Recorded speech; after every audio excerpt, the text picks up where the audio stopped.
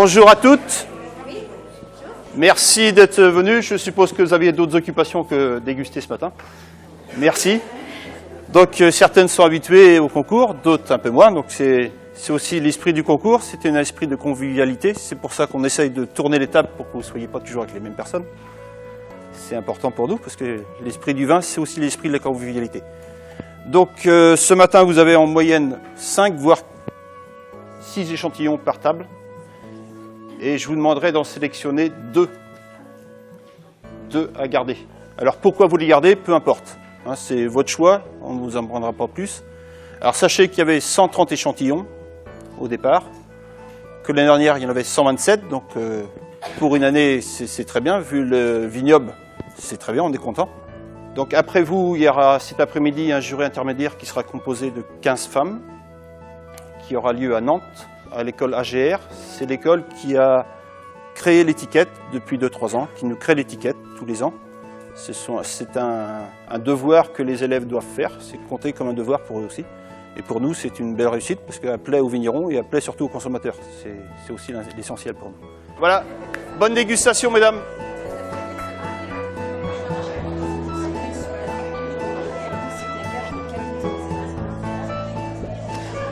En principe, c'est ça.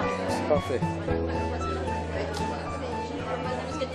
Avec un ami qui s'appelle Bernard Ripoche, qui était secrétaire de la foire du Leroux-Bottereau avec moi, il nous arrivait le soir comme ça de nous réunir et de choisir des thèmes qui pouvaient être, comme il avait fait lettres classiques, sur la philosophie, sur les Grecs, sur les événements qui se déroulent dans le pays, sur de différents thèmes. Et ce soir-là, nous parlions de la condition féminine, du travail des femmes dans le vignoble, où les femmes vont tailler la vigne, assurent souvent le secrétariat et la comptabilité, vont déguster dans les caves et on ne les voyait jamais nulle part.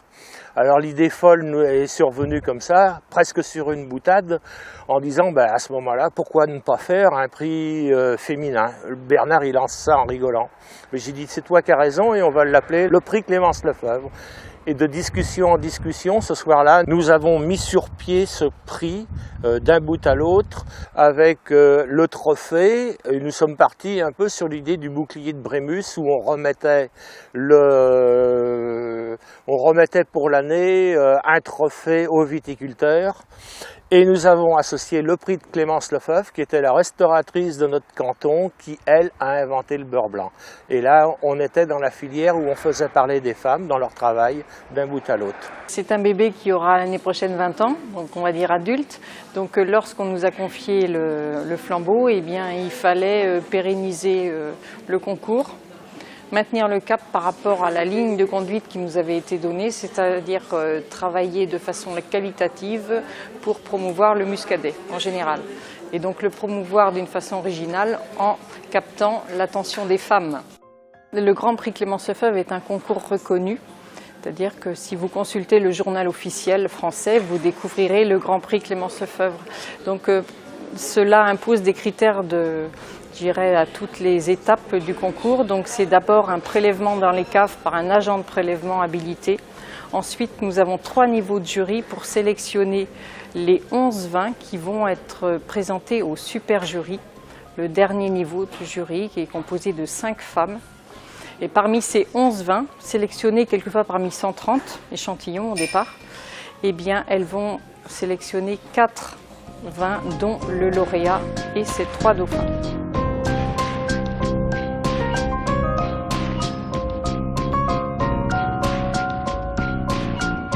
Ce matin, nous avons 6 vins à déguster, du coup à qualifier. Nous sommes déjà rendus au deuxième et du coup, chacune avec ses mots exprime la façon dont il ressent cette dégustation. Pour découvrir des personnes, c'est vrai qu'on a un public qui est de toute génération. On se retrouve avec des femmes aussi, de tout âge, donc c'est sympa. On partage toujours un moment sympathique, c'est convivial, donc c'est surtout le petit côté convivial. On est toutes les 4, on a 6 échantillons. donc à déguster, où on note la qualité visuelle, l'odorat et puis le goût. Et puis il faut qu'on ressorte 2 échantillons sur les 6. Pour le plaisir, j'adore voir où s'est rendu le vin. Cette année, il est bien. C'était très sympathique. Vous avez passé un bon moment ? Un très bon moment, oui. Et oui, c'était une grande première. Comment ça s'est passé pour vous ? Très bien, très convivial, vraiment un super moment. Je demande qu'à revenir. Oui, c'était très intéressant. On avait des niveaux différents de connaissances dans les vins, donc vraiment c'était intéressant. On a essayé de ne pas s'influencer les unes les autres parce que ça c'est toujours le risque. C'est surtout un des seuls concours qui permet de valoriser un seul lauréat par rapport aux autres concours qui récompensent où il y a souvent plusieurs médailles d'or, plusieurs médailles d'argent, plusieurs médailles de bronze. Donc ça valorise d'autant plus ce prix et donc ça permet de vendre une cuvée tout à fait particulière et qui a été valorisée par une grande récompense. Qu'est-ce qui t'a motivé dans le choix de ta cuvée pour ce prix-là? C'est beaucoup de travail d'assemblage et de dégustation avec ma femme, comme elle est donc une femme et qu'elle elle a cette sensibilité. On a fait plusieurs dégustations, plusieurs assemblages et puis on en a retenu un et puis on a eu la chance de l'avoir. Maintenant, la qualité y est, il y a la partie chance aussi qui a joué. Juste pour terminer, sur le prix Clémence Lefebvre, est-ce que ça t'a boosté un peu tes ventes et est-ce que tu es fier de cette étiquette, de cette bouteille? Oui, très très fier, oui, bien sûr. Ça a boosté bien évidemment, c'était une cuvée de 33 000 bouteilles, donc c'est quand même 33 000 bouteilles qui ont été vendues que je n'aurais certainement pas valorisé autant.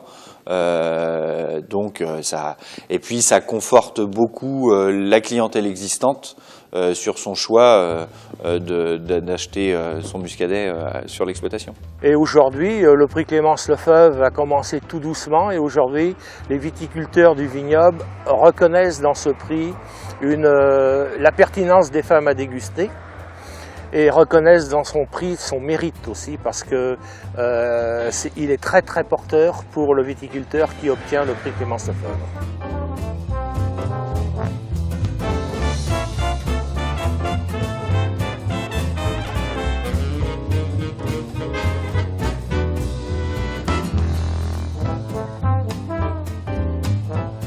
Clémence Lefebvre, c'est la créatrice du beurre blanc qui a été créée donc en 1890 dans ces lieux. Donc c'est son restaurant, ça a toujours été un restaurant et nous reprenons donc la suite depuis 2006 maintenant. Bien sûr, on propose le cendre beurre blanc. Quand c'est la saison en ce moment, donc en mars, la lamproie, façon à la bordelaise, on la revisite au vin rouge, on met un petit peu de crème de cassis.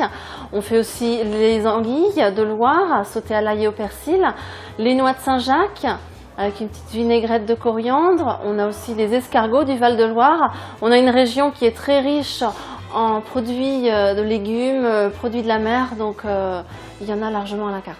Alors le prix Clémence Lefebvre, oui, c'est important parce que bon, c'est un concours qui a été créé quelque part en hommage à Clémence Lefebvre, qui est un concours exclusivement composé de jurys féminins.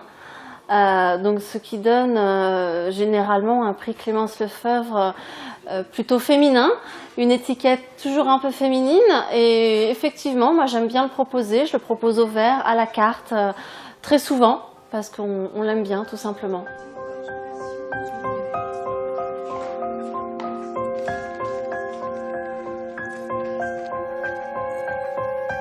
Merci à vous toutes d'être ici. Donc vous êtes 17 cet après-midi pour réaliser la seconde sélection.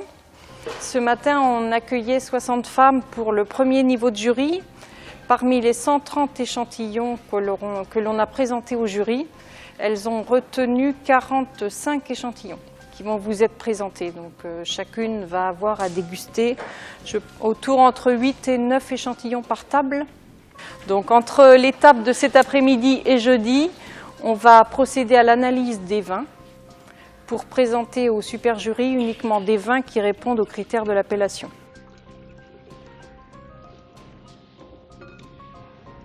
Je pense qu'il faut quand même un minimum déjà de connaissances et surtout apprécier déjà le vin. Et sachant que c'est un un muscadet, avoir un petit peu comme quelques petites idées sur les qualités de ce vin. Le plus difficile étant quand même entre quelques échantillons de se décider parce qu'il y a vraiment des choses très intéressantes et sachant qu'il faut quand même faire un choix, là c'est un petit peu plus difficile.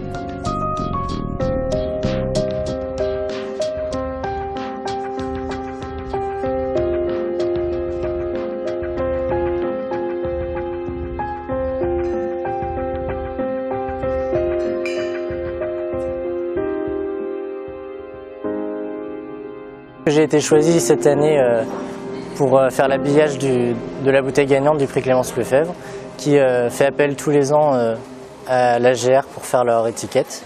Donc cette année encore, on a participé, on était une soixantaine à avoir proposé une étiquette.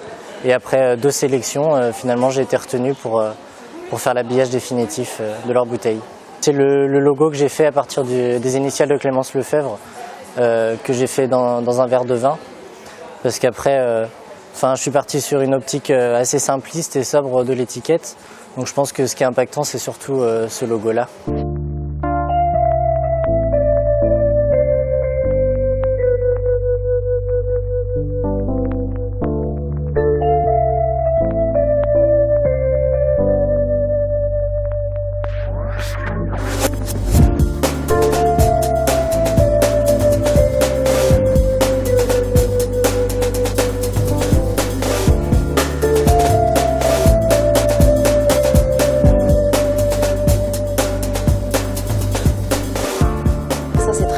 On a goûté 10 grands muscadets, des très belles choses, très différentes. Et je pense qu'on a fait un choix assez simple parce qu'on était toutes d'accord sur le gagnant. C'est pas un vin que j'ai eu l'habitude de goûter énormément parce que c'est un vin qui n'est pas répandu dans la grosse gastronomie française. Mais c'est un vin qui est très agréable, vraiment sur la fraîcheur. Et c'était très agréable de pouvoir en déguster justement une belle diversité. Et on a trouvé des choses très différentes et j'ai goûté aujourd'hui des muscadets que je n'avais pas encore goûté dans ma carrière. Voilà. Ce qui est toujours intéressant dans un concours, c'est de pouvoir comparer un même type de vin. On a quand même l'occasion de le faire qu'en dégustation, donc soit des concours, soit des dégustations organisées dans ce but-là. Donc moi, je participe à beaucoup de dégustations, mais je trouve ça toujours intéressant de pouvoir comparer. Et là, ce qui a été d'autant plus valable, c'est qu'on avait quand même une présélection qui avait été faite et on a quand même dégusté sensiblement les 10 meilleurs muscadets de cette année. C'était très agréable de faire ça entre dames. En plus, on venait de milieux différents. Il y avait une vigneronne avec nous. Donc, on a pu poser beaucoup de questions. Elle nous a parlé du millésime 2011. Donc, ça nous a vraiment orientés dans nos choix aussi. Et puis grande surprise parce que c'était délicieux. Et ça a été très dur de les départager, en fait. Mesdames et messieurs, je vais vous donner la liste des vainqueurs du prix Clémence Lefebvre 2012. Lauréat numéro 121, domaine du Bois-Joli, Monsieur Bouchot-Laurent, commune du Palais. Premier dauphin numéro 47, Christophe et Raphaël Merlot, les Corbeillères à Valette. Deuxième dauphin, Gaëc de la Ferté, Jérôme et Hervé Séché à Valette. Troisième dauphin, numéro 32, Philippe Guérin, les Pèlerins, commune de Valette. Alors le muscadet de cette année, il est particulièrement élégant. Au nez, on a l'impression de trancher dans une poire et le jus qui coule comme ça le long du couteau. Vous voyez, c'est délicieux. Une fraîcheur et une élégance, un équilibre vraiment assez agréable. Vraiment, c'est délicieux. Et puis pour tout le repas, en apéritif jusqu'à la fin, vraiment bien accompagné avec des amis, la famille, autour d'un bon repas, un bon dîner. Vraiment, oui, il y a de quoi faire. C'est ce que je recherche dans un vin. Quelque part qui donne envie d'en reboire encore. On dit un verre qui en amène un autre, quoi. Et ça a été et c'était le premier qu'on a dégusté.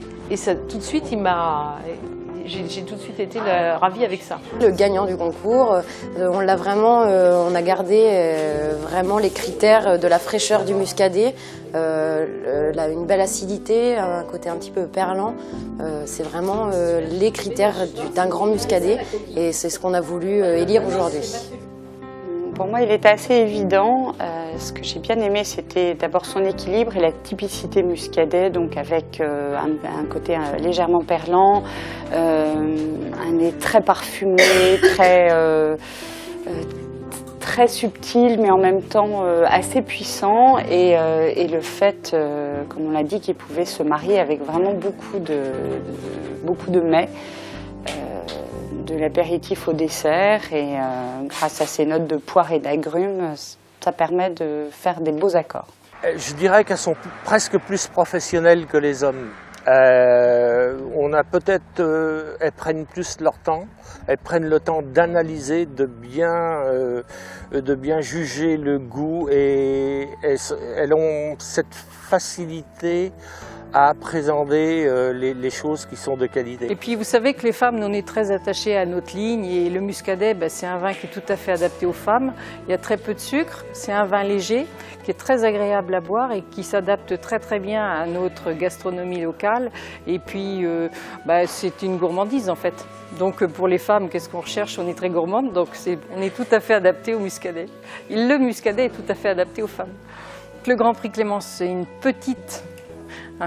petite étape de la communication sur le muscadet, mais je pense que nous, on tâche chaque année d'ajouter notre pierre à l'image du muscadet, promouvoir de façon positive et d'une façon un petit peu différente aussi par rapport aux repères que l'on a vis-à-vis du muscadet, et lui donner ce caractère féminin. Je pense qu'on est tout à fait dans l'air du temps, et si on fait le constat des femmes qui nous ont rejoints aujourd'hui au travers des 2 niveaux de jury, eh bien, on voit que ce sont des femmes de tous les âges, de tous milieux.